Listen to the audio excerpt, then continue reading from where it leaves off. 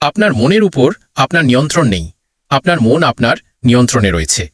আর আপনি যদি আমাকে বিশ্বাস না করেন, তাহলে সারাদিন আপনি যে বিষয়গুলো নিয়ে ভাবেন সেগুলোর দিকে মনোযোগ দিন।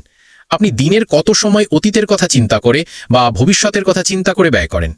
আপনি আপনার দিনের কত সময় মানুষ বা পরিস্থিতি বা ফলাফল বিচার করতে ব্যয় করেন?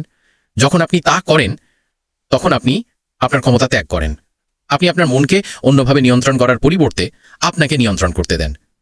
এর সমাধান হল বর্তমান মুহূর্তে, এই মুহূর্তে কি ঘটছে সেদিকে আপনার দৃষ্টি আকর্ষণ করা। আপনি যখন এটি করেন, তখন আপনার মাথায় যে চিন্তাভাবনা চলছে সে সম্পর্কে আপনি আরও সচেতন হন, এবং যখন আপনি এই চিন্তাভাবনাগুলি লক্ষ্য করবেন, তখন আপনি সেগুলিকে ছেড়ে দেওয়া বেছে নিতে পারেন। আপনি তাদের সাথে পরিচয় না করা, তাদের প্রতি প্রতিক্রিয়া না করা, তাদের সাথে জড়িত না হওয়া বেছে নিতে পারেন। যখন আপনি তা করেন, তখন আপনি আপনার ক্ষমতা ফিরিয়ে নেন। আপনি অন্য পায়ের পরিবর্তে আপনার মনের নিয়ন্ত্রক হয়ে ওঠেন।